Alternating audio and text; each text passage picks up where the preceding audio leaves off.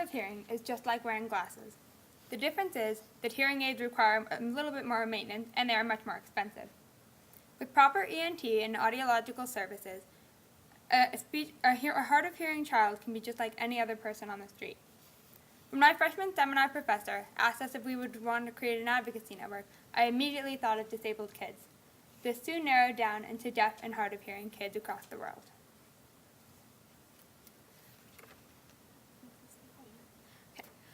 There are two types of hearing loss. There's middle ear hearing loss and inner ear hearing loss. And there are two ways to help hearing loss. The first is with hearing aids. Hearing aids tend to be very expensive, and depending on the nature of hearing loss, the hearing aids might need constant reprogramming when hearing loss fluctuates, and this happens to most commonly be the case. Thus, helping with hearing aids most often requires giving a child a hearing aid at an early age, and then around twice a year for pretty much the rest of their lives, they'll need audiological services to make sure that their hearing aid is updated to what they need for their hearing loss. Children who are profoundly hard of hearing in both the middle ear and inner ear or deaf require cochlear implants. The cochlear implant requires surgery by a certified ear, nose, and throat doctor. The brain has to relearn how to perceive sound, and speech therapy is essential. But once a child receives this surgery, he can live pretty much a normal life. Hearing loss is common where disease and viruses are prevalent. According to statistics from the World Health Organization, India is one of the highest prevalence of onset hearing losses. In other words, people in India who have hearing losses or deafness are not born with it. It occurs as a result of malnutrition and other diseases that affect the brain and inner ear. Most of these children are in rural areas of India and have hearing loss so severe that cochlear implant is necessary. However, cochlear implants are extremely expensive, and most doctors in the area cannot perform the proper surgery. After considering these logistics of hearing impairment in children, we decided to start a project in India to parallel the already existing Project Deaf India.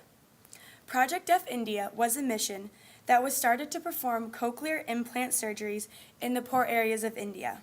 Unfortunately, when the doctor retired, the project completely fell apart. However, we were put into contact with the doctor's son, who helped connected us to the two main Rotary districts that Project Deaf India had helped. With this, our organization, EARS, or Ending All Roads to Silence, was officially started.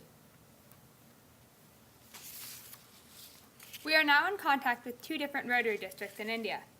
The first Rotary district in Gujarat and Madhya Pradesh needs funding for hearing aids. They also need doctors to perform the cochlear implant surgery, as well as the implants themselves. Finally, they need speech therapists.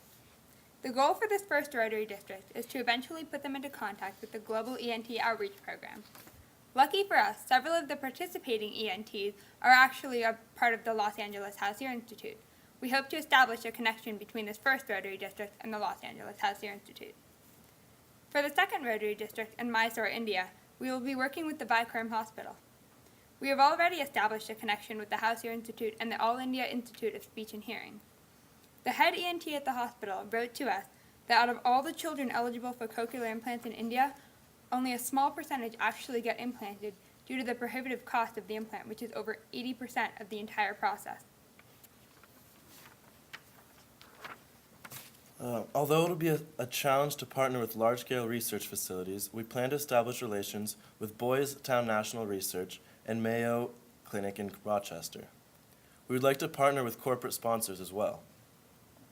We've begun contacting several large companies and potential sponsorships. Many corporations that already donate to Boys Town National Research Hospital and the Mayo Clinic are more than sympathetic to our cause.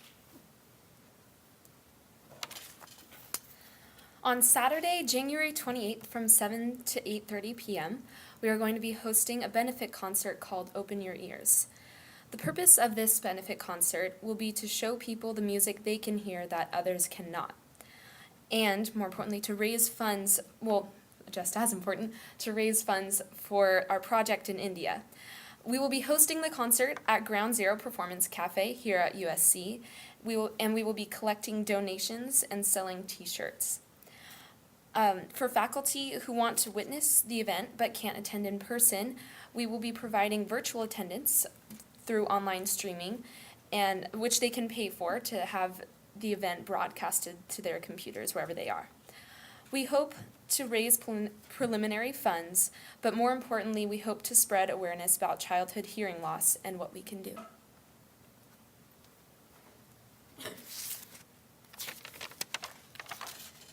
We will be traveling to India this summer to conduct research on the types of hearing losses in children and the severity of these cases. By this summer, we will all be certified under the Council of Accreditation in Occupational Health Conservation to conduct audiograms for data and research. Considering the high number of children afflicted with hearing disorders, very little research has been conducted regarding what types of hearing aids will be beneficial. Every hearing aid targets a specific range of hearing loss. So with the data we collect from the audiograms, we will have the resource to determine what type of hearing loss and its severity. With this data and information, we can go to audiologists who can interpret this data.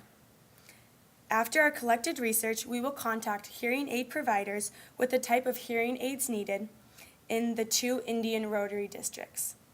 After partnering with the GEO, the Mayo Clinic, and other large corporations, we will be able to implement a successful program in India. The next step will be to take this advocacy network worldwide.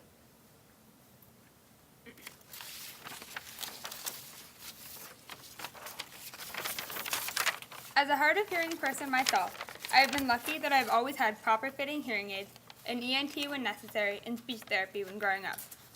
As a child, I was just like any other person on the street. The only difference was that at night I got a good night's sleep when the rest of my family was woken up by our very loud dog.